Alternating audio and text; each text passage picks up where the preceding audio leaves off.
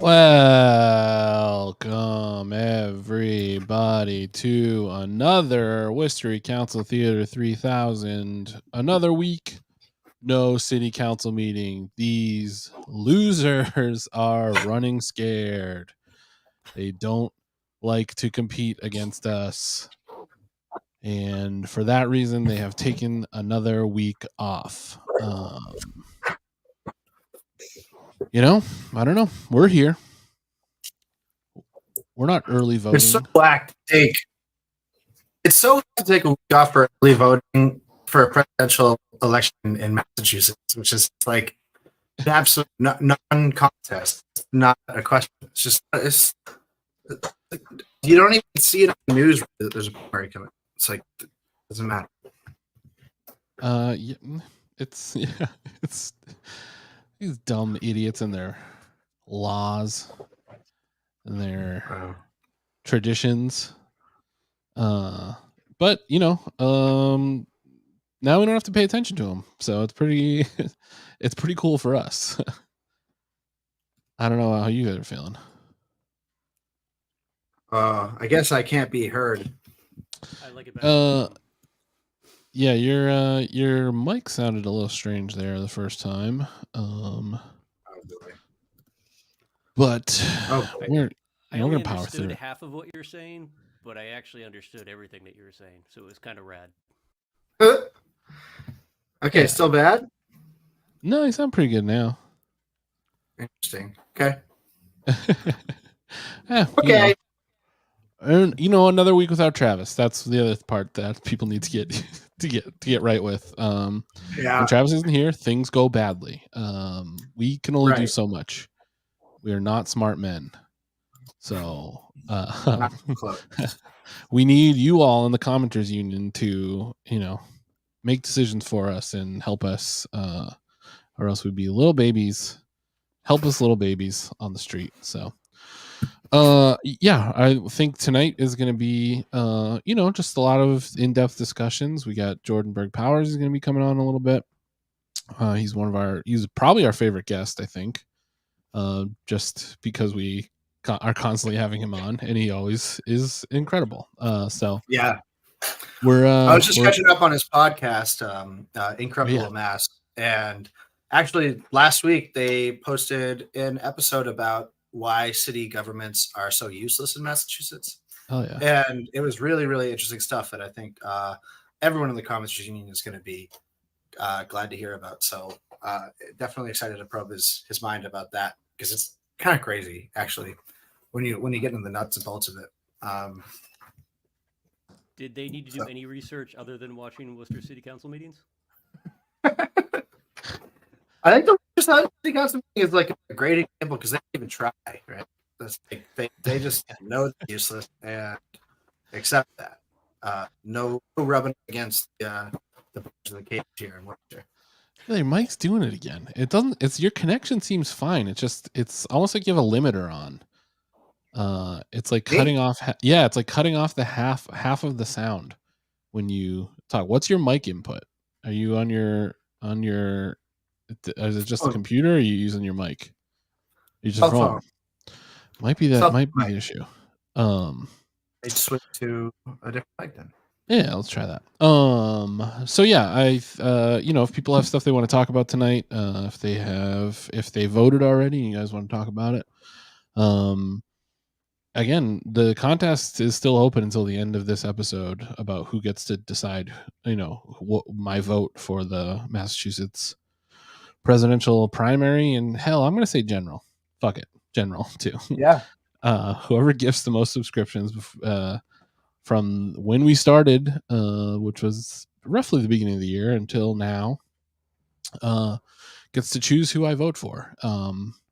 Hey, Brian, now, second place at the moment is Jessica. It is my girlfriend, so that may seem unfair to people. So hopefully, you do what you got to do to make sure that we're not doubling up votes in this household, because she will probably make me vote for our dog Roman. So, which not a bad vote. He's he's a classy guy, I gotta say. He's very classy. Brian, I just wanted to make sure we didn't miss that question about the ward committees. I've had more people this year ask me about ward committees, and it's so like elections are private affairs, right? Like we don't actually have like government elections; they just host them, but the parties are private. So on the federal level, you have like the Democratic Republican Party. State level, you have the Democratic Republican Party, and then like on a local level, you have like a city committee. And then those city committees are made up of wards. So when you see on your presidential ballot that long list of names, I think you can pick up to 35 in a ward. Those are just the representatives. If you have a Democratic ballot, those are the representatives for the Democratic City Committee in your ward. Right. Yeah, someone was asking in there. I just Yeah. a lot of people have been asking same thing. So that's your representative to the state party is the committee man, committee woman, and yeah. Yeah, it's usually, I don't know if this is true everywhere, but around here it seems like they're typically like the fucking worst. But I don't know. I Enlighten got on me on mine that. for my ward this year, and I don't even know how. Like I See, got there you go. there it is, the worst. Yeah, I got roped into just coming down to sign papers, and somehow I ended up signing the wrong set of papers, and that's cool. I'll get a copy of the ballot. I'll hang that up and frame that or some shit. See who gets more votes, me or Mo. I'm pulling for you, pal. Thanks, man. I believe in you. Yeah. So, oh, you know what? There was another thing that was a request in the DMs to mention. And we'll bring this up with Jordan, but the Talk to a Cop program. Somebody was asking about what the deal is with there's a Talk to a Cop program apparently where cops come into the school classroom and explain their equipment, including the weapons, to like second grade and up. And that seems pretty crazy. We'll have to find out about if that's a thing that is already happening in Worcester or it seems wild. I mean, like when I was a kid, at least, all they did the DARE program, which was a police officer brought in a suitcase full of drugs and taught you how to use them, and that was like, and I did all that of was them. pretty interesting. Thank you, Worcester Police Department. So apparently it is happening right now. I'm getting live DMs about the discussion. It is currently happening in Worcester Public Schools. That's so fucking. They pass around batons and handcuffs. So I don't know. It could. Listen. It's gonna put some kids into the realm of state violence, and it's gonna push a lot of people into future kink. I'm just gonna which may be fine. Nothing wrong with that. Yeah. Bill, how we doing? I don't know. You tell me. Sound better. Better? Yeah, it's fine. We'll be fine. I thought I had all this stuff figured out. I honestly, it's probably it has very much to do with Charter and our Spectrum internet and how god awful it is and how we should destroy them. Wait, so explain. So I caught it. I was fiddling around. I was pulling out wires, yanking out wires, putting new wires in, running around the house. What's the Talk to a Cop program? Like, so they show off their tasers and stuff.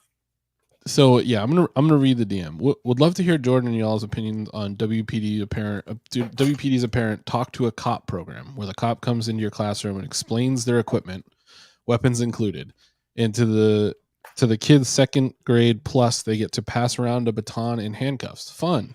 Let's normalize state violence. Also, best part, don't tell the parents about it. Just let it happen as a totally normal, no big deal thing to do. So apparently they just did this without letting parents know, which I because we all know what Worcester is like and what the school district is like, they probably never even considered like, oh, parents would want to know about this because they're all, we still have a bunch of leftover towny fucking like weirdos that run many of the individual schools in this city. So that's true. It's crazy. It is very, very, very wild thing to have happen. Thank God I just got the dog. They don't let any cops into dog school. Mic test. Mic test. Sounds great. Sounds way better. All right. Okay. All right. Fine. I also want to talk about how we should put toll roads between Holden and Worcester on all the main thoroughfares between Holden and Worcester. We put toll roads where you have to show your license, and if you are a Holden resident, you have to pay the city of Worcester $2 to $3 every time you cross over. Sounds great. I think that we put that right into the Affordable Housing Trust Fund, and there you go. No more reason for the governor to get involved. We've settled our issues in-house. So someone who I won't name, but is probably Colin Novick. He and I have long had a plan for when the power goes out. We're just going to start felling trees all along the reservoir, so that the Holden people can't come in and take all of our shit, but we still know exactly how to get into their town and take all of their shit. Yeah. We'll be sending militia groups up the Asnabumskit Ridge. Yes, we will. Asnabumskit. Asnabumskit. Asnabumskit Nice is hike. one of the best. Yeah, one of the best. Just for the name, just so you can say Asnabumskit over and over again while you hike. Right, which I do. Can we set up one of those Children of Men car traps where the car rolls down the hill on fire and crashes into people as they try and drive into Worcester? Oh, sure. I think that could be very cool. Yeah, that movie is so cool. That movie is so sweet. Man, it's so cool, and it was way cooler when it came out in 2006, and it didn't seem imminent. Like tomorrow, right? Yeah. I watched it again last year, and I was like, "Damn, this hits a little too close to home." It's wild. Yeah, rereading The Road these days, not a good way to put yourself to sleep. Yeah. I feel like in a Children of Men / The Road style scenario, your number one draft pick is Colin Novick. Like, he is the guy you probably most want to have on your team. Which I should tell him in person next time I see him. He's, a planner. He's got a strategic mind. No nonsense. I think, I think he'd be, I think we should probably draft our all apocalypse team.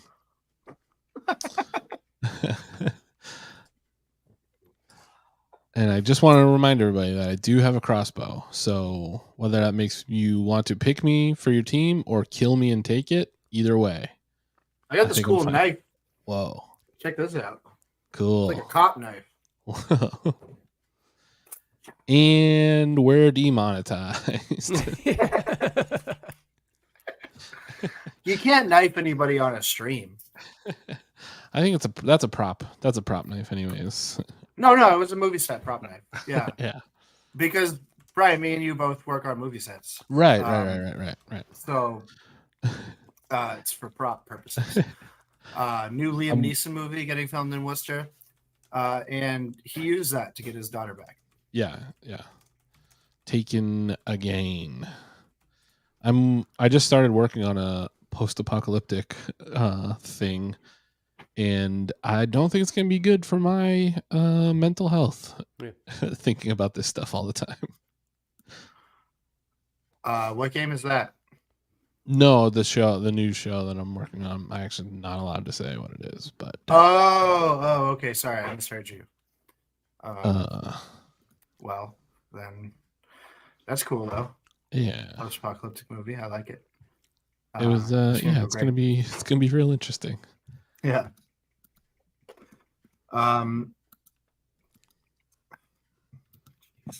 So what are we Bill, let's talk about some of the stuff you've been working on this week. Ashton Doyle, first post today. Yes. In Worcester Sucks. Very exciting. Watch this. Watch this, everyone.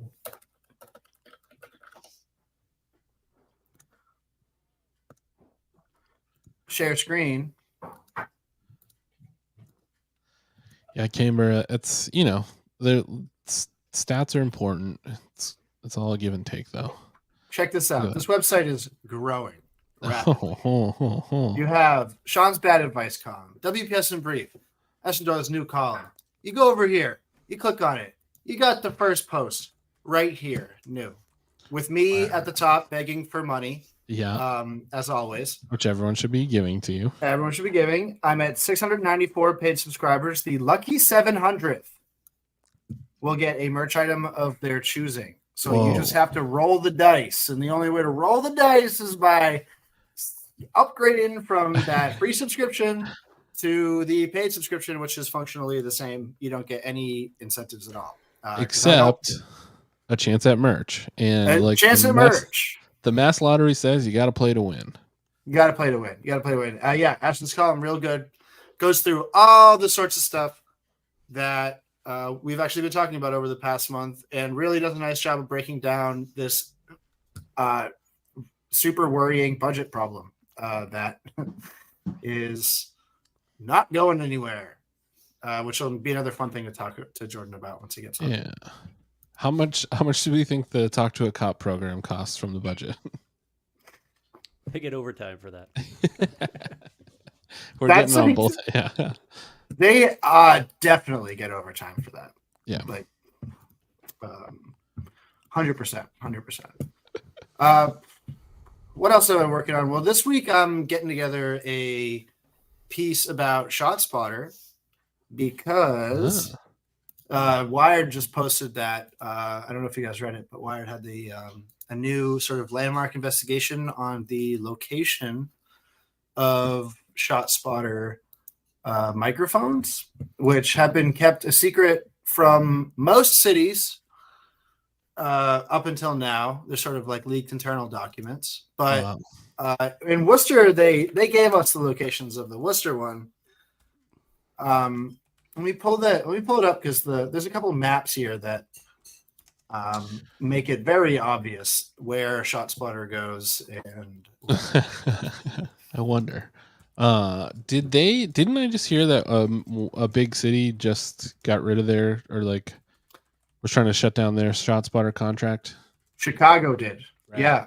Chicago was like, nope, this stinks. And Chicago knows a thing or two about gun violence, right? Yeah. I mean, right. It's a lot worse there than it is here. But yeah, this is my favorite map right here. Oops, wrong one to zoom in on. These are the ShotSpotter locations. This is where non-white people live. Okay, so blue is white people. All the other colors are different sorts of non-white people majority.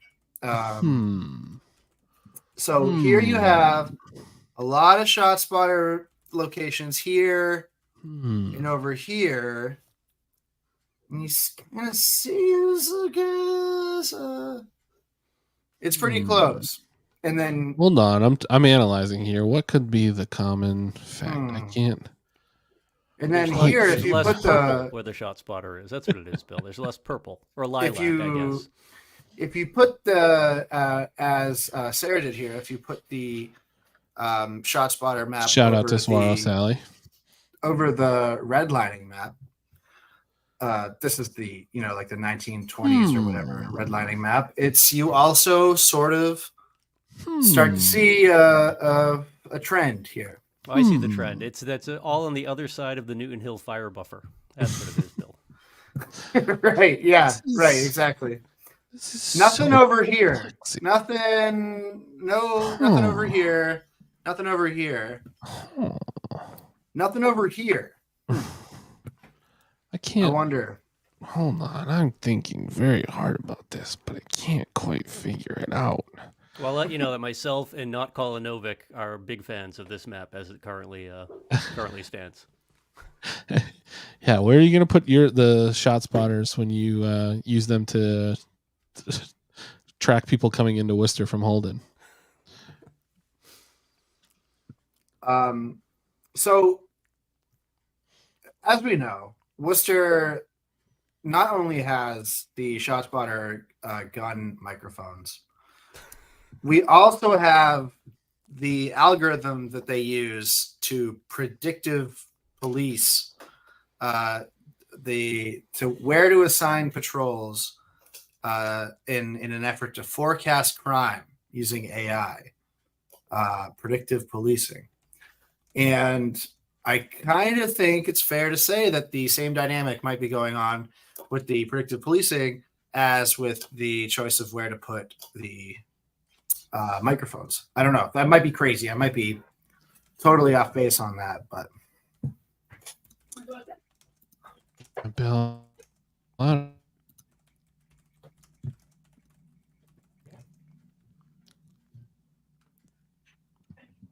no, did I lose everybody?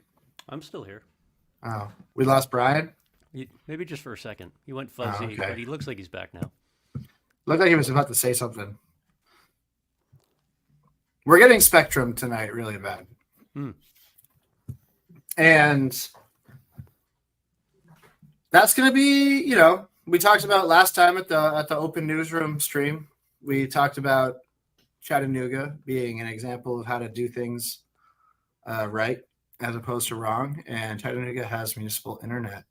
And we need to take another look at that because this has been such a recurring problem for us that we're trying to do this stream. We're trying to get people more invested in local government, and we can't because Charter messes with us every day. This looks good. But Charter gives us Bryan frozen with that wonderful smile on his face. So that's true. That's also true. It's very hard to strategically time my smile so that I get frozen with them on. I think Charter's doing it for you. They might have to have somebody who's actually monitoring. So yeah, they're trying to take me down, which is only frustrating because now I can't turn on the Xbox to show you guys that I unlocked Super Shredder in Fortnite. Congratulations, man! What's Super Shredder?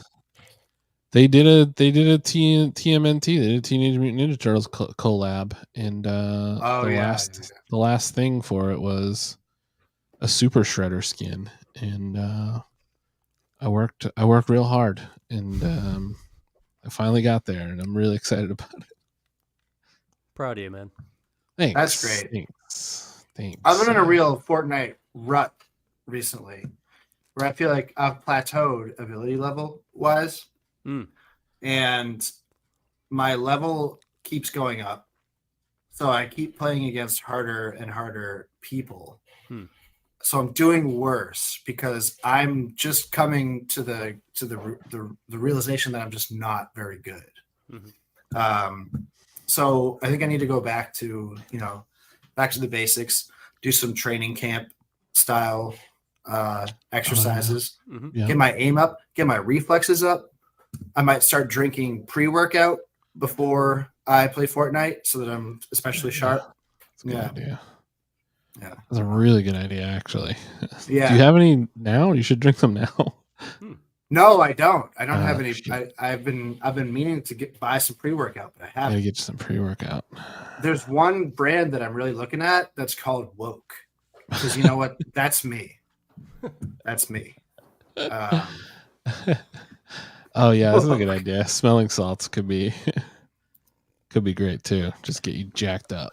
Or poppers. You do that too, Bill. Poppers. You poppers. Yeah. Yeah, clean some tape heads.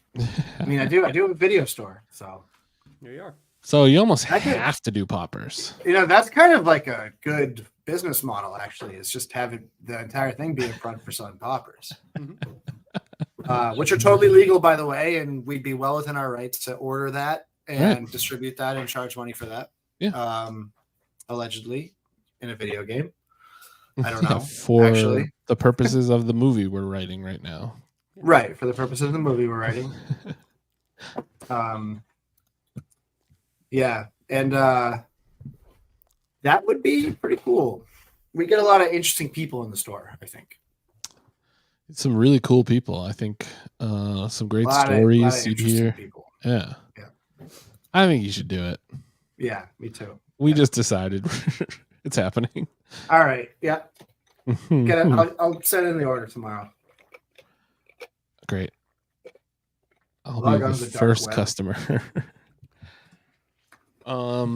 Yeah. So what else do we got going on in the city? I don't know. It's all a mess. If anyone wasn't tuned in on Thursday, we did decide that we are all moving to Chattanooga or importing people from Chattanooga here. We haven't decided what the best decision is yet.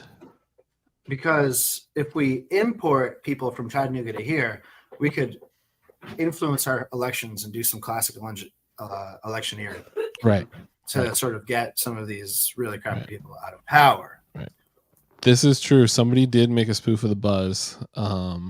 Whoa, really? Yeah, I didn't see that. Someone has to link that. I think we got it in a DM. I'll track it down. If anyone has the link for it, DM it to our Instagram account. They don't even address the fact that they don't drink the coffee. So that feels like a huge miss on the part of the sketch group. And they didn't call it "I'm buzzed." This is why they need us. Yeah. I threw that idea out there without trademark. Yeah. Not expecting any credit. Nope. And here we have someone pulling off a legitimate spoof of this, and they don't even go with the obvious premise right there in front of them. Yeah. Yeah, they call it the biz. Oh yeah, it is in our group chat. It's in our group text. Oh, good. Yeah. Yeah. That means I saw it for sure. Yeah. And Sally just sent this. Well, Sally just sent it to me again. I will resend it to you. Yeah, I mean, listen, as a veteran of the internet sketch community, I'm all for more of it, certainly. But we really need to drill down. We need to do some more edits before we just start throwing ideas out there. I would love to see more. I'd love to see the next version of it. I want to see the iteration on the biz,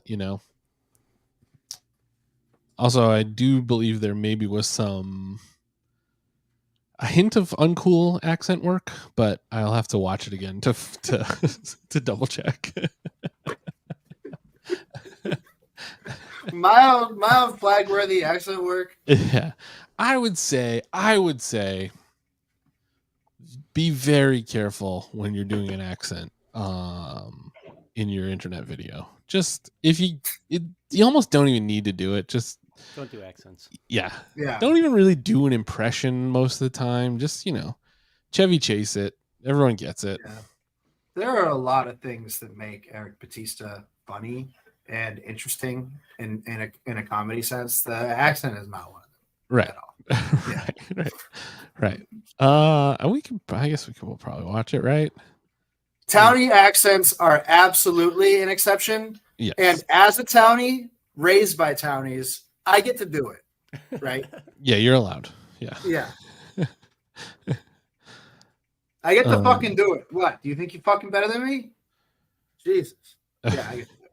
Yeah, like I said, I never want to say like don't do any accents. But be smart. Be smart. Pick your spots. And by spots I mean pick your spots on the globe of where it's fine to do an accent from. Yeah. The global north. I'll be okay. All right, I got this going. Let me share this to the group, and everyone can decide how they feel about it. I already feel bad about it, Brian. Did I share the audio? I maybe didn't share the audio.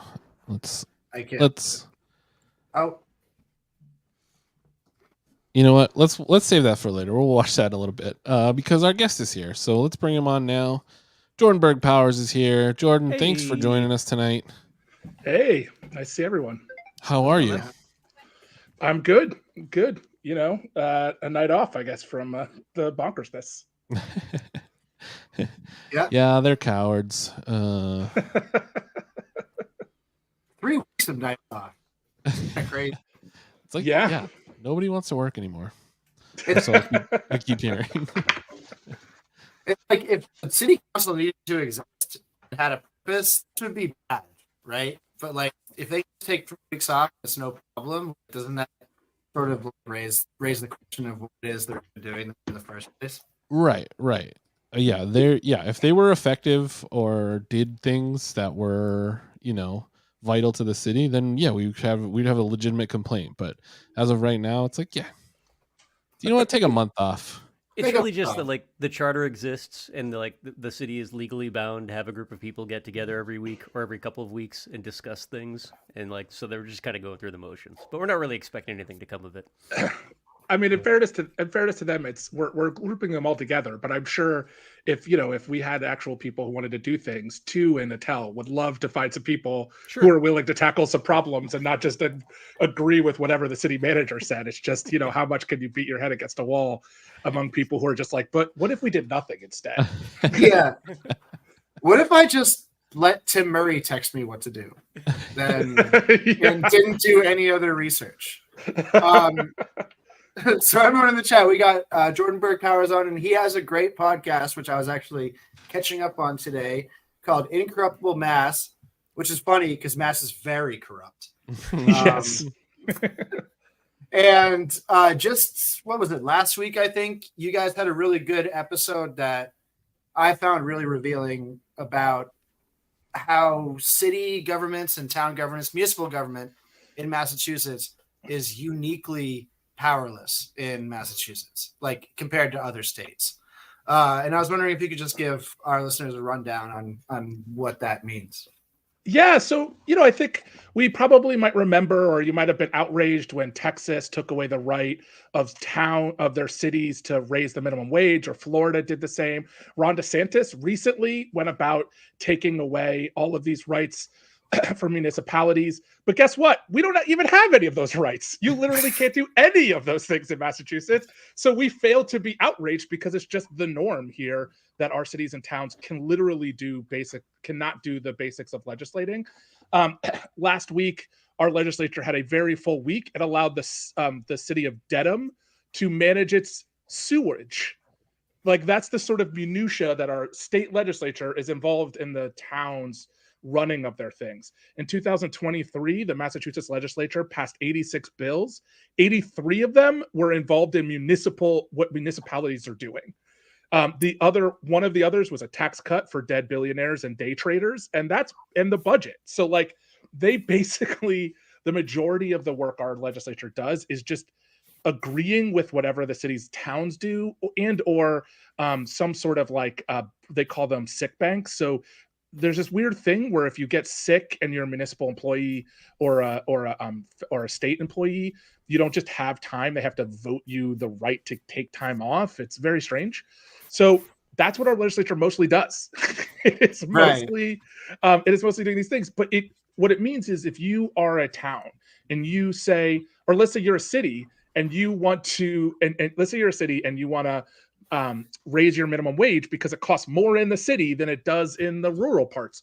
You can't do that in Massachusetts. Let's say you have a hot housing market and you want to tax a little bit of it to put money into affordable housing. You can't do that in Massachusetts. Let's say you wanted to raise some taxes on local businesses that are doing quite well and some others that aren't. Like, let's say you wanted to have maybe a more progressive taxation where you taxed Walmart more than you tax a small mom and pop. That also would have to go through the legislature. You could work around it maybe, but the basics of governing our cities are left actually to our state legislature, and we are uniquely terrible about this. There aren't really other states that do this. So Florida and Texas were on CNN because they did something that just made them a little bit more like Massachusetts. Yeah. That's awesome. And people were outraged. They're like, oh my God, can you believe this power grab of Ron DeSantis? And I was like, we can't do that. Boston doesn't have its own municipal minimum wage, even though it costs more to live in Boston. Yeah, Is- that's. is- I mean, Is go that ahead, a Brendan. feature of us being a Commonwealth state, or is it something more bizarre? It's something more bizarre. There's actually a good, I could try to find it afterwards and put it in the chat. There's a good review of this. It was also in the show notes for our thing. We had somebody contact us and like, I did a whole book about this. We're like, awesome. Yeah. So there is, it is unique to us. It was a rollback of some of the rights, and also it is endemic of sort of the Commonwealth and the way in which, so it's like a yes and, but it's mostly a decision that was made to roll back the ability of our cities and towns to do this. Yeah, I mean, rent control is the most obvious one right now. Yep. It's like, having like a small progressive block on the city council. It's like, okay, let's try to throw some stuff out there for how we could try to make the city more affordable. And it's like, what can you actually do, right? Like, yeah. Rent control is a great example, really great example. So in Massachusetts, we had some forms of rent stabilization. It was voted out by the suburbs. A majority, the towns that had rent control voted to keep it, and the suburbs and developers who didn't have rent control voted to get rid of it for everyone else. It barely passed. And there's a bill to allow cities and towns to go back, but it's not even rent control. It's actually like, broadly speaking, rent can't be bonkers. Like it's just like, right. like the most aggressive rent controls are still tied somewhat to inflation, or at least can't double 300%, like just a lot every year to year. And I own a 3-decker. I have tenants. Like we've raised our rent once in a decade. Like, and some of these people are raising it every year, 200%, 400%, way above inflation. It's not tethered to reality. And so it would really just set some parameters. And, renting is one of the only places where we actually don't have this type of controls. You can't just charge whatever you want for healthcare. You can't just charge, like there are other places where we understand where you need a place to live. We need some control over that. Like you can't, we pay more in energy than any place else, but you can't just charge anything you want to make a place hot in the wintertime, right? Like we have controls over these things because we understand they're critical, but rent is one of those things where we're just like, nope, do whatever you want. Yeah, right. I mean, my my apartment, I think it's 4 owners in the past 5 years, and each one of them raised the rent, like just gave a little fuck you. So it's a nightmare out there, and it's a real mess. And yeah, listening to the most recent episode of your podcast, I was just like so floored by the fact that rent control bill basically just perpetually stays in the state house's version of like committee for forever. And last session it got taken out for like 2 months, and there was like a news article about how they might seriously consider rent control, and then it just went right back. So maybe you could talk about a little bit about like the rent control measure in the state house and like what that looks like year to year. Yeah.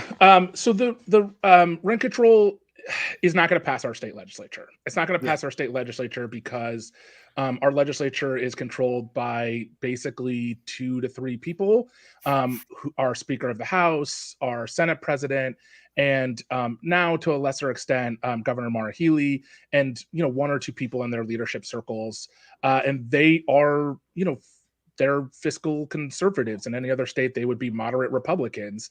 They are Charlie Baker Republicans. And so they are not going to do anything that in any way makes developers or businesses unhappy. They are owned subsidiaries of the Chambers of Commerce. And so they're not going to pass this. This will never pass. And so there's attempts to try to get it to try to get it on the ballot, to at least force them to consider some form of passing it. So if you go to a ballot, it's really just desire for the legislature to deal with it. If they don't deal with it, it then goes to the people. And again, it's not even to pass rent control. It's to allow, it's actually it's a democracy bill. Like, I just want to explain that. It's not a rent control bill. There's no rent control bill. There is a bill to allow democracy for municipalities to do what they think would be good to control rent in their place of business. So it's not even a rent control bill. It's a democracy bill, because there's so little. All it allow is for the state to punt. Apparently, the state just like, we're not even going to let punt happen. The town can't decide. But the bill will change it, like cities and towns could decide to do rent control if they want to, and the majority of places that wouldn't pass anyway. Yeah, right. Like, does anybody believe our Worcester City Council would pass rent control? No. Oh my God, that's an A3 vote. An A3 vote every day. I put $1,000 on that being an A3 vote if we were got to that point. Yeah. I just know how it would go. We didn't get filed into oblivion, right? We got a poor inclusionary zoning bill. Like, it's just we we got protections for people in the 80% area median income. So it's like if you are a middle manager, you might get a cheaper apartment somewhere, right? Like that's it. That's all we were able to do, and that was a knockdown, drag out fight. So it can make you feel pretty dismal about the state of politics in Massachusetts. But Jordan, I have a very pressing and realistic political question for you. How could we go about putting toll roads between Holden and Worcester? Is there a legal avenue for that to happen? Could we, on 122, other 62, other major thoroughfares, could we charge Holden people for coming into Worcester? We could not. We would need to get a home rule petition. We would need the legislature again to allow us to tax people coming in. Although I love this idea. I'm right. in favor. I mean, that sounds like a great, even as a stunt, home rule petition. It's like, all right, if Holden's not gonna comply with the MBTA rezoning, then we're just gonna tax them. We're gonna tax every Holden resident for coming in. I love this idea. Yeah. Another thing that, in fairness to the state, they are suing these towns, so they aren't taking it lying down. They are trying to actually enforce this already mediocre law. I mean, that was today. That was Milton. Is the town they're suing now? Yep. I mean, didn't a judge rule with Holden that like Holden was correct to defy the mandate? I don't know. I have to look that up. But. The judge, if I recall correctly, and I also would have to look this back up, punted somewhere in between, which is that they ruled that they needed to better lay out the rules for it so that they could maybe better comply, like something. Right. So, yeah. Blah, blah, blah, blah, blah, blah. The sorts of things that that judges appointed by Charlie Baker like to say when they don't actually do the things that they know they're just supposed to do. All right. So when we catch Talent 2 in a real fuck it moment, we'll have them put on the floor toll roads from home. As an order for the city manager to consider, and then maybe we'll get everyone in a fuck it moment, and we'll actually get that passed over to the legislature. I feel like I don't know how to ask this of you and have you be like tactful or polite, but I really, really liked the analysis in the episode about the relationship between cities and the state, about how state legislators, individual, don't do very much, but they get to run petty fiefdoms in their municipality because you need so much from the legislature as a city councilor that you really can't insult them publicly. So I was wondering if you could. I'm happy to talk about that. I have no problem saying this indelicately because our state legislature does nothing. I have spent 13 years electing people to basically just do whatever the speaker says. We could replace all of them with robots and nothing would change. There's no difference whatsoever. Not a single one of them does anything of note. So, I know some robot people. Yeah, and they could learn about an issue they're currently not tackling. Yeah. So the way it works is because the legislature is the sole person who not only can decide sort of like what money comes down from your the two ways in which municipalities get money, which is just like money just directly to the cities and then through education. So both of those are the first steps. And then the other place is that anything you want to do as a city or town has to go through your state rep or state senator, who then has to bring it to the floor to get agreed upon. And you might think that that's just like, oh, like whatever, but like, let's say you want to hire a new person, or you want to change the dump to be a landfill. I mean, to cover up, to like have, or you want to take land that's maybe sort of in the city's ordinance for something and you want to change it to something else, you actually need the city, your state rep or state senator to agree to that. And most state reps, most towns in Massachusetts don't have 3 or 4 state reps or state senators like Worcester does. Most of them have 1 state rep and 1 state senator. So you've created a system where all the things the town wants to do has to go through this person. So city councilors have a disinvestment from complaining or taking on their state rep or state senator because they're literally dependent on them to pass the things, because we don't have local control over the days of our city council, of our city management. So because our towns are undemocratically ruled by our state, they are then dependent on the state reps and state senators to pass things. And as we noted in 2023, the majority of, like, overwhelmingly, the only bills they passed were about municipalities or these sick banks.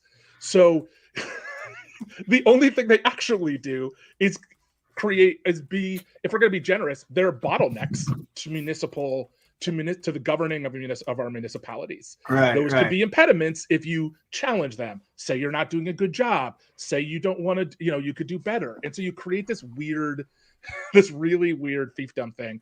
And this is really, I hate to say this, but it's not as bad a situation in Worcester because there are more, you could sort of pick off a state rep to get you to do it. It's still a problem. I can name some times where it's happened, but it's way more a problem in some of these other places that are very poorly managed and very poorly represented, because there's only 1 or 2 people. Yeah, right. I mean, I started reporting in Milford, and the way that everyone talked about the state rep, not even the state senator, but like the state senator was like outside of the political equation. You're never going to talk to that guy. He's the state senator. Don't even worry about it. But the state rep, he walked around the town hall like, a god amongst men. Yeah. Right. Don't you dare offend this guy. Right. Who was able to get maybe 4,000 votes or something. Right. Like, it's what's so weird about it, right, is because they don't work on anything that has to do with the state. Right? They're not legislating issues for the state. They're not thinking about how can we solve this housing crisis and proposing and passing legislation to deal with it. They don't do that, but they will love to, the city hall things. They're like, because that's the thing they can control. They can't make the speaker do anything, and so they don't have any control in the state house.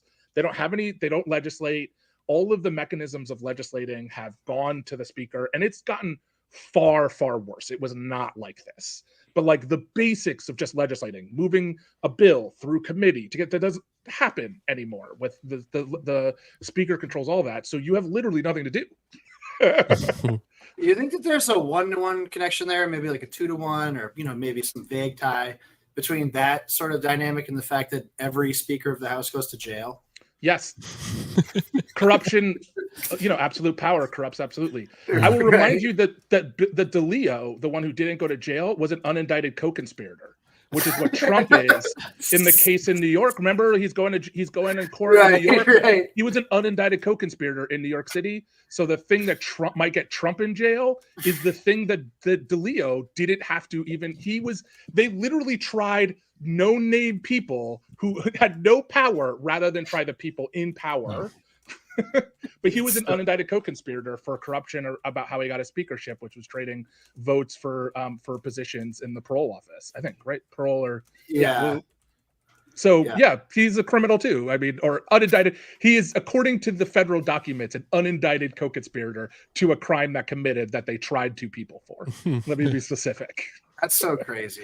Massachusetts is awesome. Thoughts on Yenny's question here? How much do you think comes from not being able to see? Yeah, they don't track votes. We're the only state. 49 states have the ability to figure out what people do in committee. We are not one of them. Wow, I didn't know that. The only, and I'll tell you that one of the reasons that the actual real reason that they don't want this is not because they're worried about people seeing them vote no, but actually they're worried that people will see how little work they do and how few votes actually have votes attached to them. And how often it's just the person will say, I'm going to put out a poll in the morning. And if your state rep happens to have seen that email that day that gets actually asked to do something, they can weigh in and say how they voted or not. But most of the time they don't see it, or they're not around, or they don't care. And so they don't do anything. And so a lot of the votes, it's not like it's like contentious and they want to hide it. It's actually that just nothing is, they're just agreeing quietly to let it pass because the speaker wants it, or agreeing to kill it because the speaker wants it, and no one's actually weighing in one way or another. And that's the real reason. So I think the inability to see votes is not a function of them wanting to hide things. To me, it's what happens when you have a legislature that doesn't want to be held accountable and wants to just continue. They don't want to make anybody upset. So if they never do anything, and you can't see that they're never doing anything, you can't ever be upset with them. And so that's like the goal is to just like never do anything, so no one ever complains. So literally, you're incentivized to hide. Yeah. Wow, and that's really awesome. What it's about. It's so not cool. It's not the actions they're worried about. It's the fact that you might find out that they actually do next to nothing. That sounds like pretty much any office job that I've had, though. Just to be fair. Yes. Yeah. Maybe any job I've ever had. Yeah. Who can blame them? So let's use like sort of just a straw man here of a guy like Mike Moore. What does he do with his time? Yeah, so I think, in fairness, the Senate might be a bad example because there's only 40 of them. So they do have work. True. Yeah. They do have actual work to do. Yeah. Let's just like calculate his mileage and things like that. Yeah, the state senators do stuff because they still legislate. I mean, it's getting worse. It's going in the wrong direction. But up until this recently, when they elected their new authoritarian leader to just rule for whenever. But for a while, they were still legislating. So, your regular state rep will spend, let's just say a regular state rep, not one that's trying to make work for themselves, because some of them do make work for themselves. Mostly what they do is they tend to their real estate businesses. They'll take on, if they're a lawyer, they'll take on some cases. Most of the week, they'll show up at night to a bunch of events to be seen. Right. So it's a really nights and weekends heavy focus. Those go away. You're going to be at those things. You're going to remind those city councilors that who's the person, making sure that money's flowing, all those things. So you got to keep people in line. So you'll show up to a lot of events, a lot of those things in suits and ties. And then during the day, you're basically doing nothing. Most of the time, occasionally, you'll tend to your businesses that you have to make extra money because most of them aren't paid that, they're paid the median for a family of four, which depending on where you live in Massachusetts is actually not that much to do the jobs that they have. So they're usually making extra money someplace else. Some of your reps will care about legislating. Some of the good ones care about legislating. So they'll take some time to write down some legislation that will be totally ignored or in their best case scenario might come up for serious vote 12 to 20 years from now. We're doing a good job of passing early 2000s ideas. That's some of the things they're doing. They might, some of your really active state reps are going to be out trying to push they'll be trying to meet with other legislators to try to get some traction on some of the bills that matter, right? So some of the reason things go from not passing for 12 years to finally passing is because some state reps take their job seriously enough to try to like meet with their other people. But really, that's it.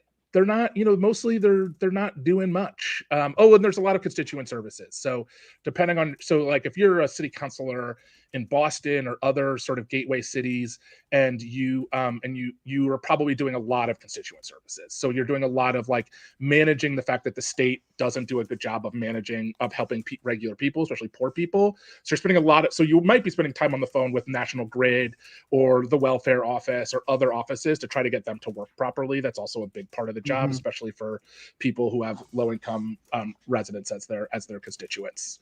Liz Miranda was like a full-time social worker because of the fact that not only was this then state rep, now state senator, taking on the work of sort of helping all the people in her district, but also China Tyler is terrible and does nothing. So Liz Miranda was taking on that work and also the work of Russell Holmes, right? So like Liz Miranda was like the person for all of Boston for a while. So I think some of them do real stuff, but mostly it's not what you think it is, which is thinking about how to tackle these big ideas and pass legislation to make it happen. Sometimes it's trying to advocate for policies among your colleagues for legislation that got proposed 20 years ago. Right. I mean, that's the case with stuff like the rent control thing. And then, there's Medicare for All is being discussed another time this session, right? And what are some things, I mean, that might actually get done in this legislative session, like in the state? Are So there any things on the table that might happen? There's some good things that might happen. None of us, I just want to be clear that none of us know, because there's only one person who decides, which is the Speaker of the House. So anybody who tells you they know is lying, unless you're the Speaker. Like, we're all guessing, because it's a totalitarian thing. The Senate, and also somebody said, don't spoke out by Rush. Robert Kennedy's fantastic. She does lots of work. The Senate is going to pass the Healthy Youth Act, which is just the basics of sex ed. It passed a bunch of things. So the Senate's still doing some legislating, but the House is not going to. The gun bill is going to pass. The housing bond bill, which has got some really good stuff in it, even for Maura Healey, is going to pass. I think other than that, we don't know. Hopefully something to so they passed a law around climate change, and we have not met a single climate change goal. And we met one during COVID, but we haven't met one, and we aren't going to meet a single one of our goals. There's some things that they could do to help that along. There's actually some good things that the Healey administration has done administratively. There's going to be some work to try to fix some of those things, I think, is a possibility to try to actually get us closer to meeting our climate goals.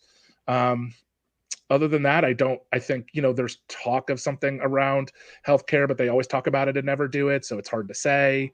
Right. I think the housing bond bill will be the only housing work they do. I don't think they'll do anything serious. And they're going to have to tinker with the fact that they passed a tax cut for dead billionaires and day traders, and they now don't have money. And so they're gonna do something. My guess is regressive taxation, so gambling or other forms of taxing poor people and middle-class people. Party. Right. The price of cash back will go. You explain the billionaires tax? Yeah. So the millionaires tax and other things. So we spent. My first day at Mass Alliance, was the old job I used to do, was working on trying to figure out how to raise taxes on rich people. And that was 14 years ago, but it was 13 years from the millionaires tax that got passed, right? So we finally passed the millionaires tax. It raised a little over $1 billion in revenue, taxing the income of people who make over $1 million on their million and first dollar, small surcharge of some money. Mm-hmm. The legislature then said, rich people are going to be upset, and especially people, when they die, they pass around their estate. So I think it's really important, because no alive people pay the estate tax. You pay it when you die. So It goes to people who have passed, and whether or not they can pass the money that they earned down to future generations at a what's the how much of it can they pass along? And the answer is almost all of it, but rich people were complaining that they had to pay us tax on that, and they felt like the tax was too much. And so it's a tiny tax, but they were paying a tax on it. So that's when I say dead billionaires got a tax cut. We cut the amount that people pay when they die to give the people who didn't earn the money that they earned. So that got lowered. They also passed a tax to lower the rate that we tax on day traders. So people who don't work for a living but speculate in the marketplace, they got a huge rate decrease. They also did a smaller tax cut for businesses.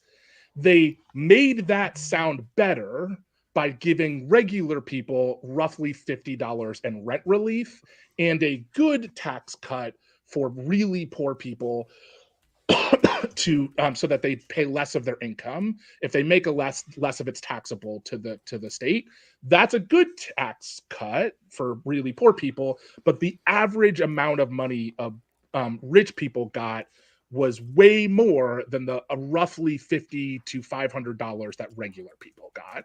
And the cost of that package is roughly the amount of money that we just raised in the millionaires tax. So awesome. The money that we got for the millionaires tax that's supposed to go to schools and bridges, it is going to that, but more of that could be going to those things. Instead, a bunch of that is getting siphoned every single year because once you pass that tax cut, it always exists every single year so that rich dead people can pass their rich dead money on to their ancestors. Sounds like an episode of Yellowstone. Yeah. And it's an inherently racist tax, right? Like if you allow black people to accrue wealth, which the average wealth for black people in Boston is $8, and you allow other people to accrue wealth, guess what's going to happen? Yeah, no, they get the shot spotter mics instead. That's an asset, really. There's some tech in there. Yeah, there's tech in that. Yeah, that is a whole wild universe too, though. That it's I mean, that's an industry in and of itself, just coming up with creative ways to create trusts, so that when people die, it is nearly impossible through any normal legal process to figure out who actually owns the assets within those trusts, and they just go untaxed. It's really astounding how much money changes hands on a daily basis in places like Massachusetts, where all the old money is, and none of it is accounted for. Yep. Yeah. And it's not needed too. So Yenny, I see like, we have this house other places. So the other thing that people said, which I loved, is they were like, oh, like what if I pass down my house? But like, that's just, you're not going to get the estate tax. Like that was the other way. So one of the people who testified for this estate tax said like, oh, I'm thinking, my people are thinking about moving to New Hampshire, so I don't have to pay the estate tax. And by her own testimony, before Maura Healey picked her to testify for her estate tax, she wouldn't trigger the estate tax because regular people are not triggering the estate tax with their houses. Right. And then on top of that, this is my favorite part about this. I love the logic of this. If you move, you sell your house, you pay a tax. But when you die, you don't pay a tax because unfortunately you're not with us. Right. So you're willfully paying a tax now for the worry for a tax that you won't pay. And even that is its own weird system too, where I mean most wealthier people will keep their properties in an LLC, so when they sell, they use a 1031 exchange, and you skip over the whole capital gains tax thing. It is astounding how the lengths that people go to not pay taxes on actual seen income via sales of properties or transfers. Yep. Is that why every person in the real estate business has like 3 or 4 sketchy LLC tied to their name?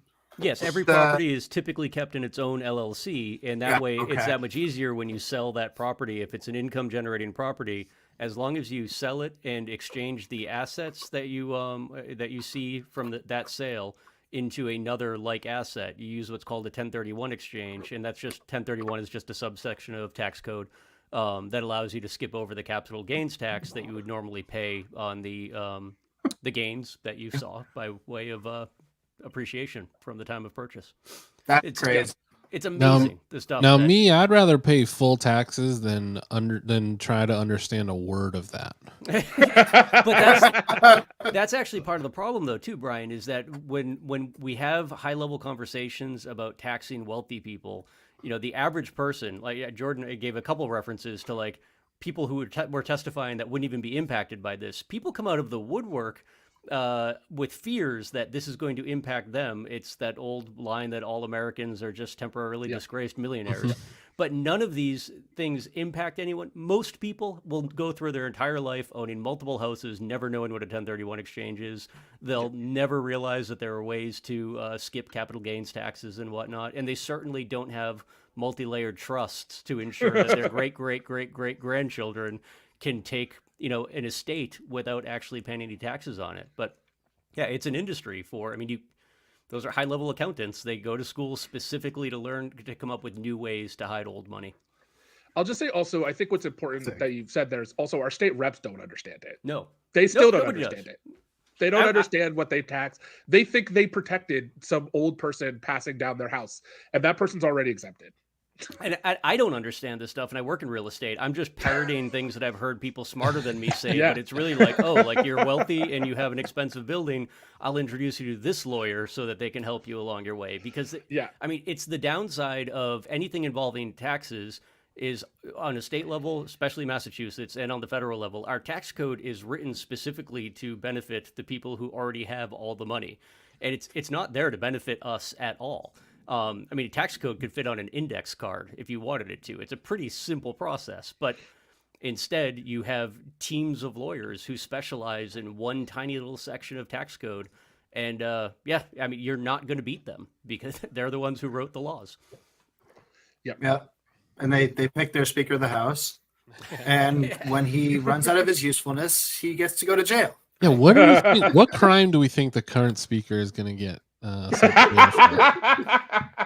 We should start a pool. Yeah. I'm in for old. He's old fashioned. I think old fashioned corruption. That's if I could put money down. It's money for a bill. That's my guess. Yeah, he's at a Quincy, right? He's not getting into any of this fancy stuff. No. He's just good old fashioned horse trading. If he got caught up in crypto, then we probably would have heard about it by now.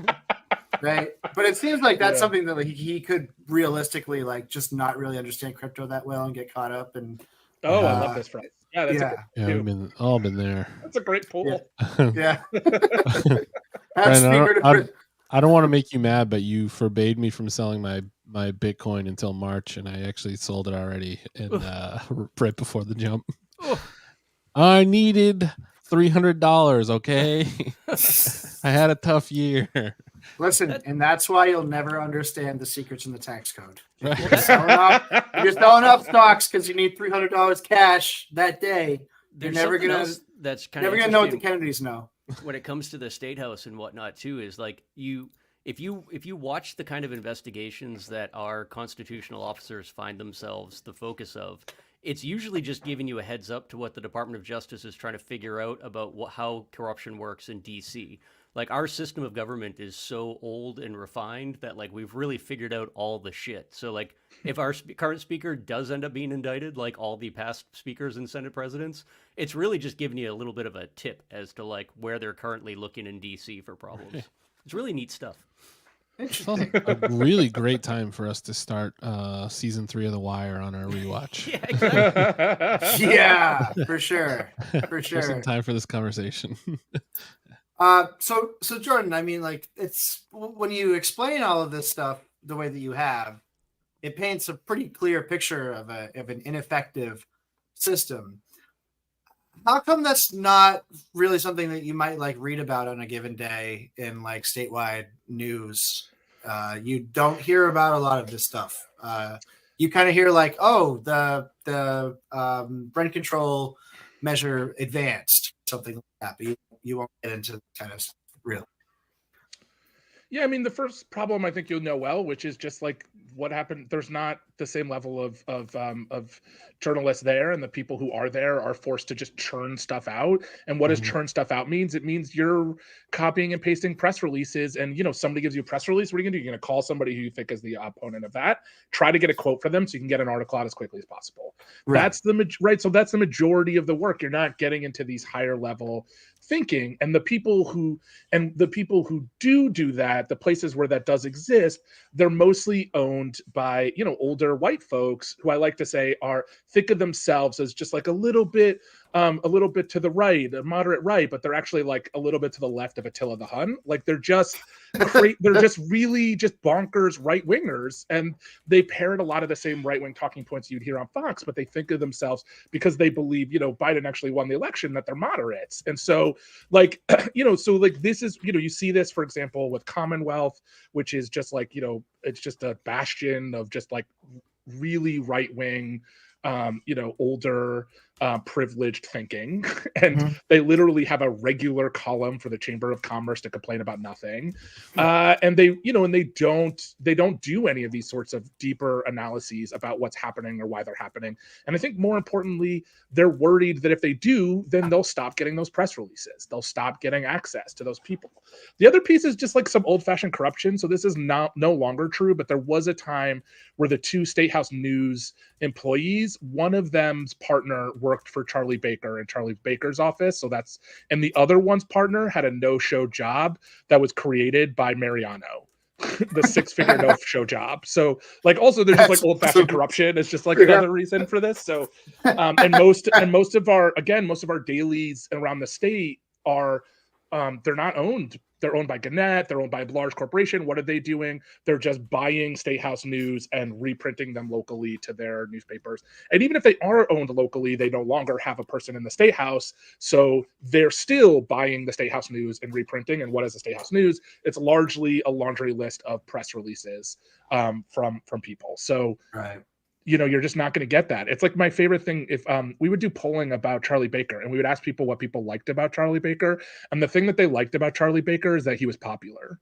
Like when we asked them what he did, what policies he liked, the only thing they could tell you about Charlie Baker is that he was popular, regular voters. And I think like that was a self-fulfilling prophecy because the only coverage Charlie Baker got from our press was just how popular he was as a Republican. Right.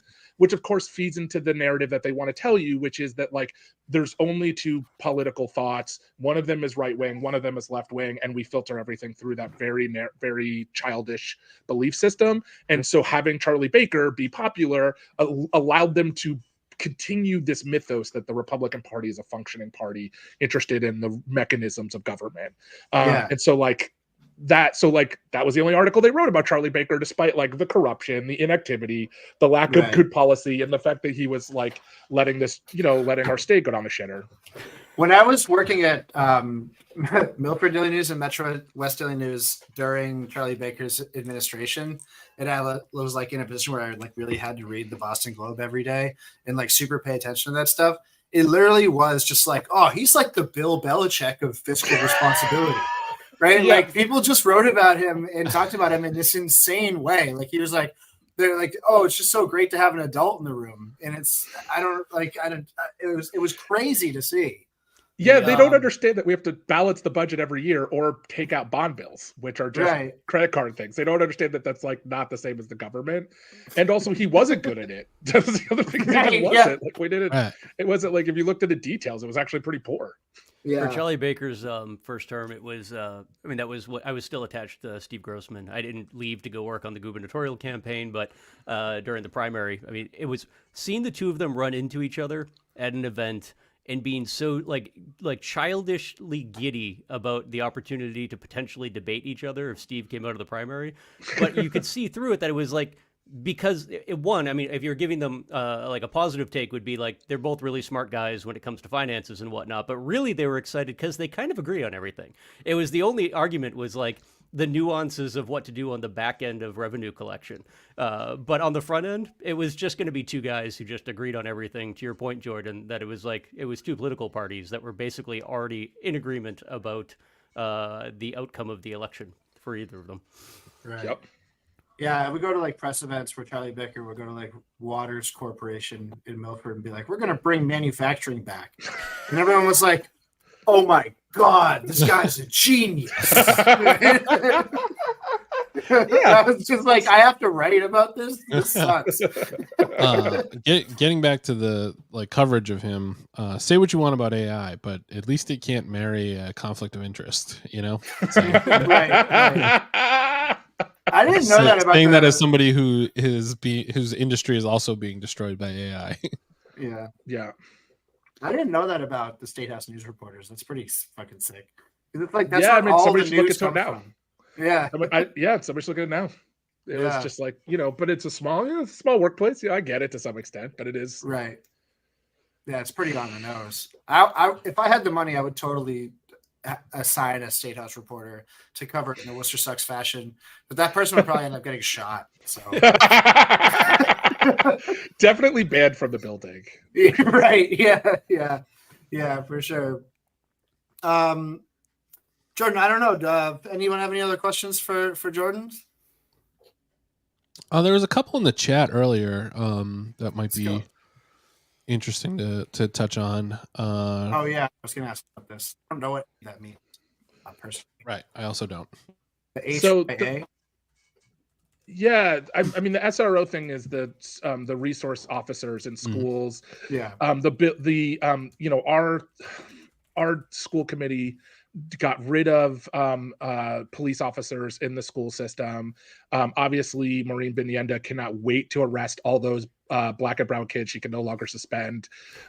So like, you know, they want to have it back, but this would be a bill that there's a bill to ban police officers in schools. And I always like to remind people what it was like in the 90s and 80s when I was in school.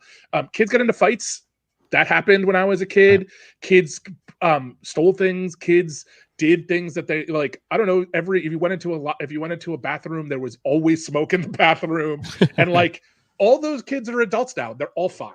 Like I feel fine. attacked here, Jordan, with everything that you're describing about the 90s. We didn't have police officers in the things that teachers just dealt with it, and sometimes kids got suspended, and it wasn't perfect, but it wasn't like they make it sound like it's so much worse. But we can figure out how to protect teachers, which is a real thing we need to do. There are real dysregulations happening post-COVID. Kids are really struggling. They need social workers. They need supports. There is real dangers that teachers are facing, but we can do that without criminalizing the sort of thing, childhood, right? Like and police officers don't know how to handle the difference between a kid who's, maybe hungry, hasn't eaten except for lunch in a week, and is acting out, and a kid who might actually pose like they don't know the difference. They just arrest everybody, and if somebody gets hurt, like who cares? Like that's what they do. So we need caring adults who understand how children's minds work, who are invested don't come into the school occasionally just to arrest kids, but are invested in the kids' futures, and those kids know that they're invested and ways to support them. There are ways that we can do that, and this SRO bill would do that. It would have people in the schools who provide some security who aren't police officers, professionals, people who know what they're doing. The National Guard. Just one correction there, Jordan. You made the mention that we didn't have police in schools, and the time frame that you're describing, we didn't have police. And I think it's something that people really need to be reminded of, that it wasn't until Bill Clinton came into office and started funding police officers through HUD. I think his first term, it was 250,000 police officers. Most of those went to cities like Worcester, because all of our surrounding towns were still mostly rural. A town like Holden or Paxton had 1 or 2 part-time police officers under a chief. They didn't have fully fleshed out departments. Worcester had, I think it was 170 police officers, might have been close to 150. But they weren't specialized units. They were mostly beat cops. And it was just such a wildly different time. I always feel bad talking about how awesome the 90s were in front of younger folks. But we've seen a lot of really weird changes over the last quarter century that I think are hard to match up with our current reality. It's Yep. Amen. So you used to be able to buy drugs from people who weren't cops? No joke, Bill. Like in Tannic Square, where we didn't have ShotSpotter, or never will, mind you. 2:00 in the morning, we'd just be walking around Tannic Square tripping our balls off, and the last thing we ever worried about was a police officer showing up. And if they did, it was just somebody who graduated Doherty from you a couple of years earlier. They're going to yell at you like they did when they were still in school, and then they'd go about their way. But nobody ever got arrested. Jordan, did you hear? Somebody DM'd us earlier about the Talk to a Cop program that's going on in the Worcester Public Schools right now? Have you heard anything about this? I don't know this. I feel like this is a Kara question. I just want, if you had heard, I'd want to hear. No, I sat on the. I did sit on the. There was a coalition to pass this bill to get police out of schools and have professionals in there, and I sat on that coalition, but I no longer do. But I don't know about the intricacies of every. Yeah, it was the first I was hearing about it too. Yeah, I'm pretty blown. We're gonna have to dig more into it. For the show. But there was another question. Oh, this one, I think this is a good question too, just about process. It's personal preference. The speaker does not go through some sort of formal process to figure out what bills. It's some machinations of vaguely what he thinks people want in his. So he wants to make everyone happy, in fairness. So he wants to find out what are things that can pass that will make his members happy, but not make anybody outside of his members unhappy, and roughly helps them keep power. That's the vagueness of it. The last speaker, DeLeo, cared a lot about kids. You could pull at his heartstrings around kids. This new speaker says he's not going to pass any new taxes. He very much loves the chamber, but he was a former teacher, so you could do some things around schools, but not things that cost money.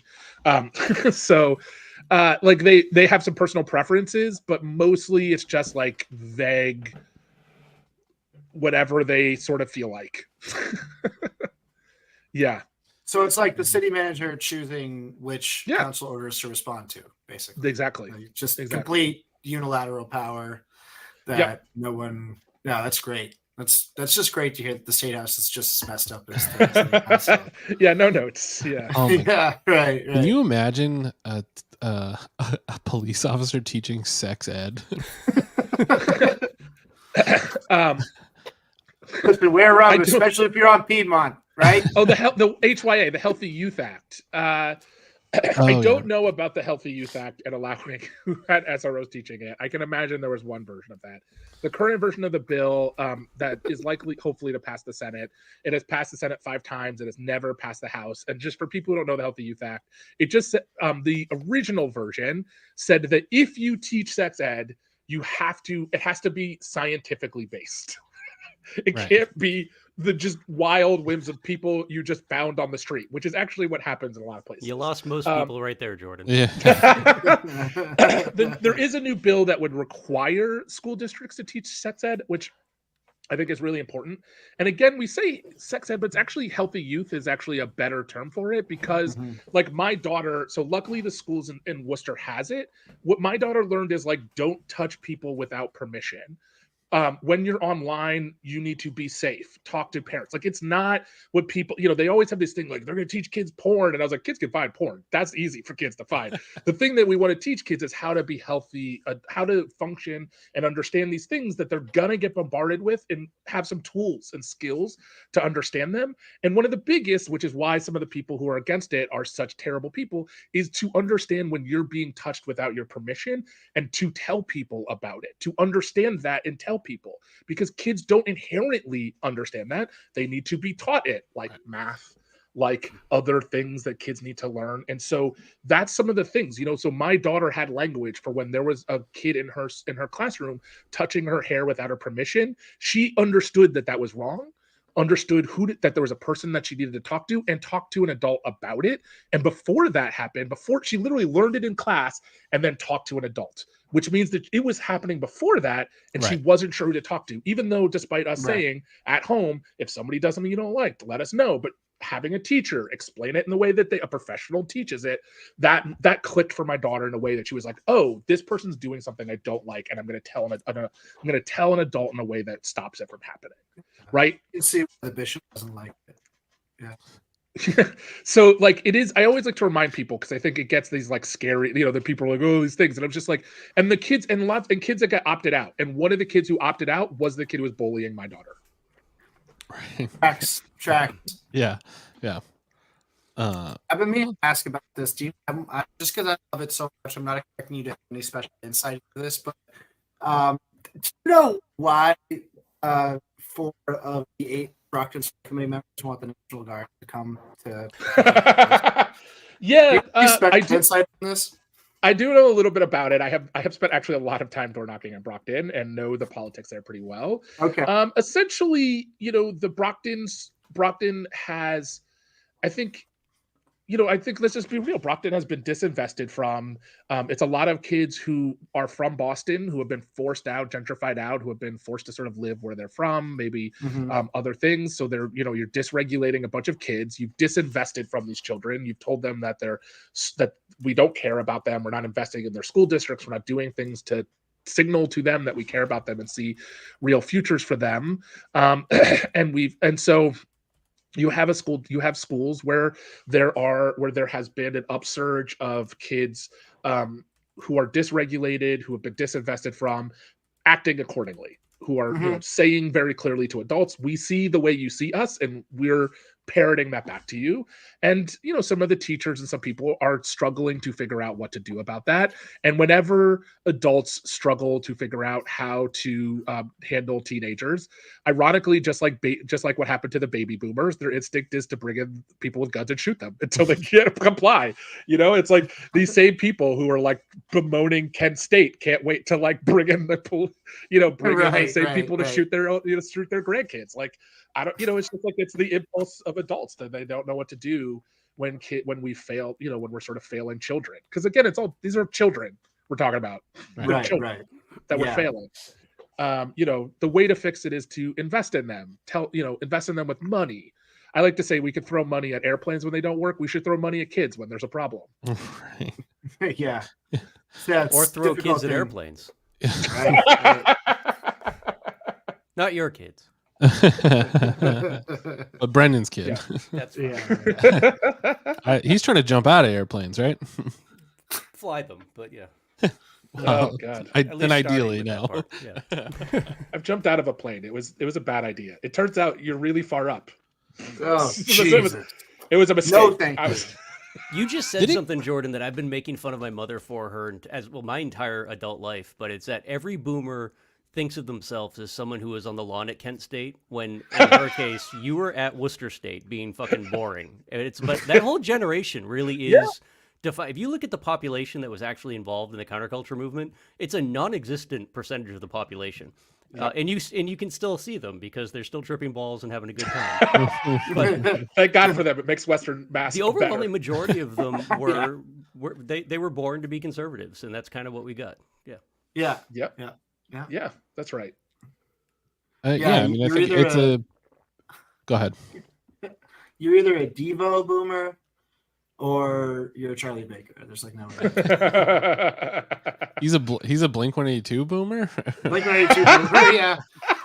Creepy. I'm just gonna say it. Creepy. Never It's got weird. a good vibe off of that. Never It's got not a good vibe cool. off of that. Don't like it. Don't It's like not it one cool. bit. I love No. Blink 182. That was my first concert.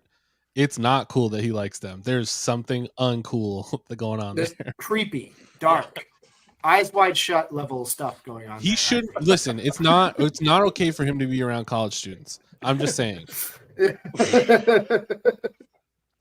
Fuck. All right. Allegedly. Allegedly in a video game for parody purposes. Cool. Do we got any more questions for Jordan, everybody? This is a really fun talk. I I'll just go ahead. when I leave, I'll just plug our podcast again, Incorruptibles Mass. It is not, I didn't name it. It's sort of weird even to say my podcast, even though I've appeared on it now for 3 years, but Anna Callahan started it, and Jonathan Cohn and I joined after. If you care a lot about state politics and you like people, shit talking it the way this does, like we have a similar vibe on the podcast, although we do delve into some. We do have a lot of experts today. We interviewed somebody on from the Sierra Club on some of the climate stuff and got into some really good specifics, but easily understandable about some things we could be doing to achieve our climate goals. So I'm really proud of it. I really love the folks we have on. They're really good folks. Awesome. Amazing. Jordan, Jordan, thank you so much for joining us. Yeah, everybody download the podcast, rate, review, and subscribe. Yeah,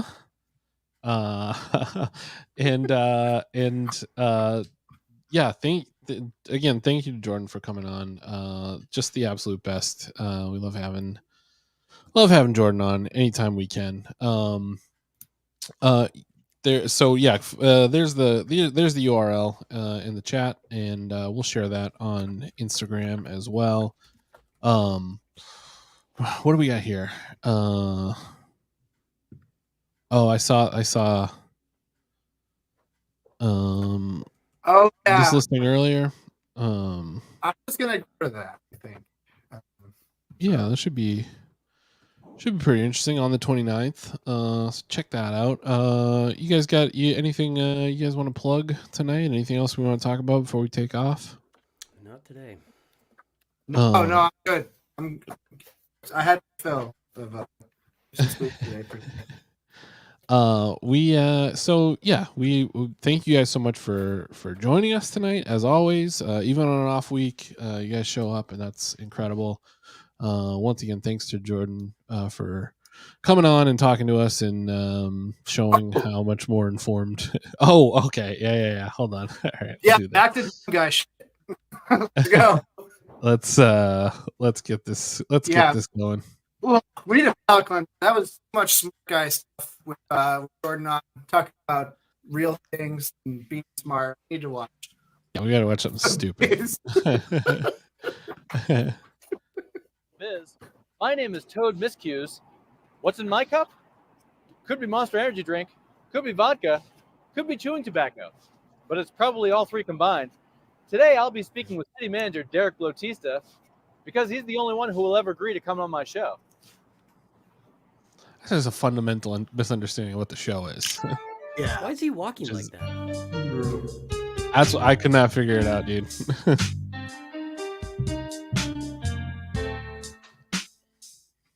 All right, City Manager. This Amazon facility was built 2 years ago, but here it stands empty. Why is that? Many things could explain this. It could be the shelving units aren't built. It could be the electrical service isn't hooked up. Like what? It could be the paperwork isn't filled out properly. What's he Just bored say you at? have no idea. Some no of it idea. is Russian. So is there the possibility that this Amazon Some of it facility is will open in not okay. 2024? This is the part where I go on, but don't really say anything. But let me sound sincere while I do it. Like I care about this city, which obviously I do, mostly because they pay my salary. Oh, hold on. We have to add this annoying click sound so many times that you'll think our intern is playing League of Legends instead of editing this video.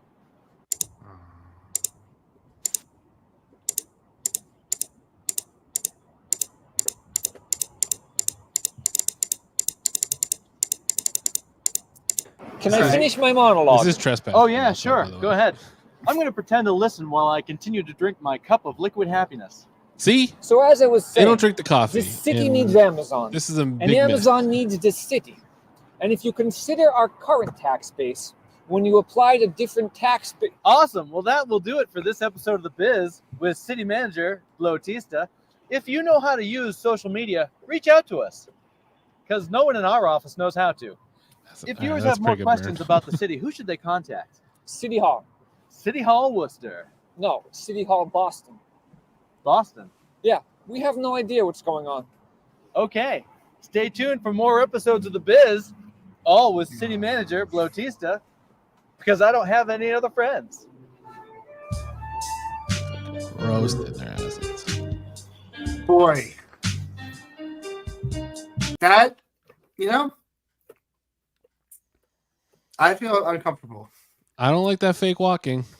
That was a weird walk. I don't like the fake walking. But again, I support comedy in all its forms. I support internet sketch videos. So much. So almost is a great way to put it. We've come a long way since the four least. Yeah, that's just a group of people who've never seen a Monty Python skit, though. They're trying. They're really trying. It could have been worse. Yes, I agree. It is. Their heart is in the right place. I'm generally for. You know what I'm gonna say? 72. Okay.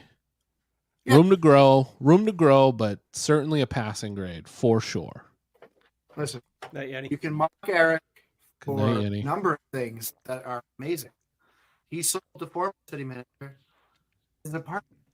Right. He retired the same way that the city manager, the mob's friend, was hired.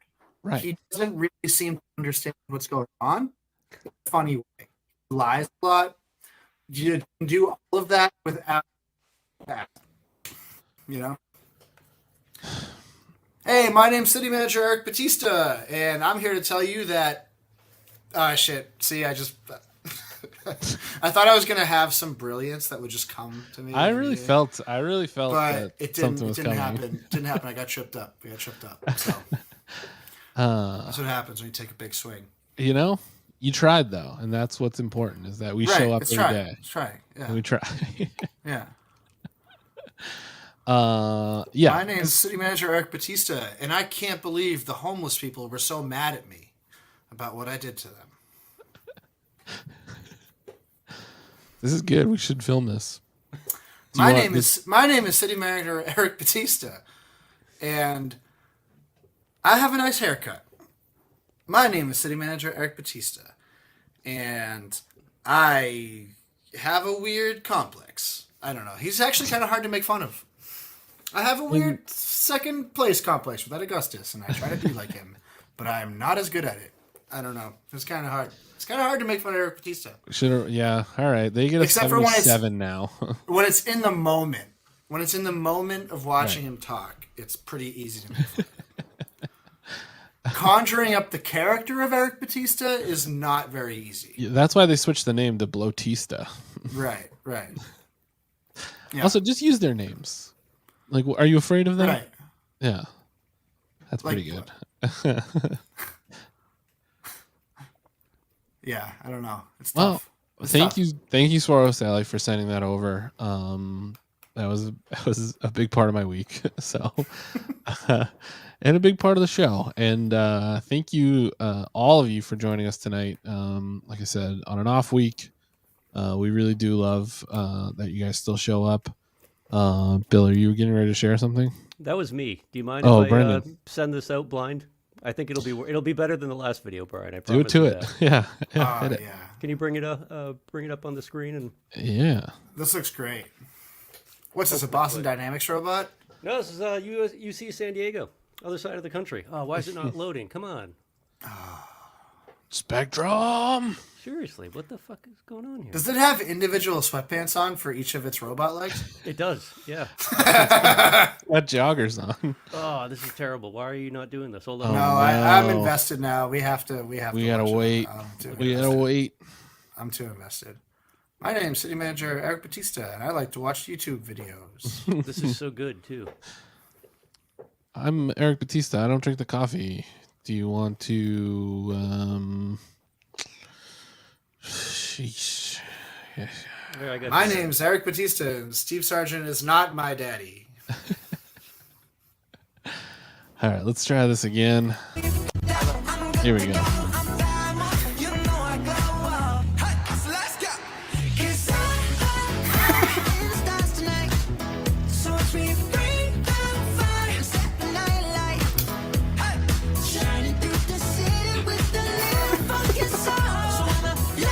Oh man, you ever just loathe the modern world? Yeah.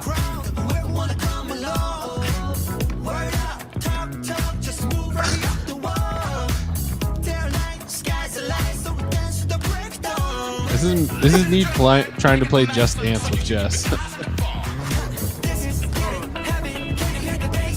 I can't wait till this thing has the actual tactical armor of Master Chief and is running me down through the streets. This is just making me think more we need to play Helldivers. Watch, this thing just lifts that car up and flips it over. Oh, this kid's fucked. In a Rockless Basilisk style situation, that kid's fucked. Chamber, always so horny. Oh yeah, actually this is hot.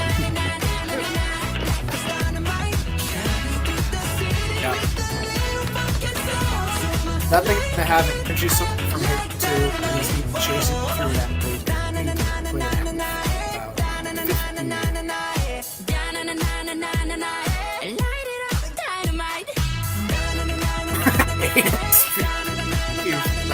Still pretty slow.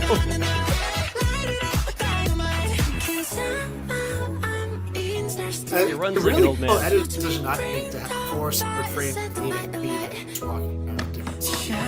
This video is so long. What are you doing? This guy.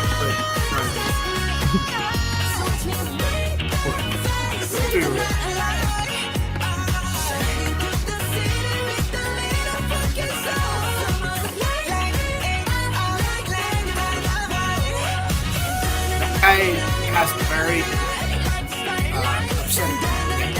upsetting for sure. That was reminded me of trying to wrangle one of my drunk brothers. No, go, Just go, grabbing go their out wrist and be again. like, no. Yeah. Nope. 3 a.m. You're in the hotel room. He's like, well, go back out. I go back out. No.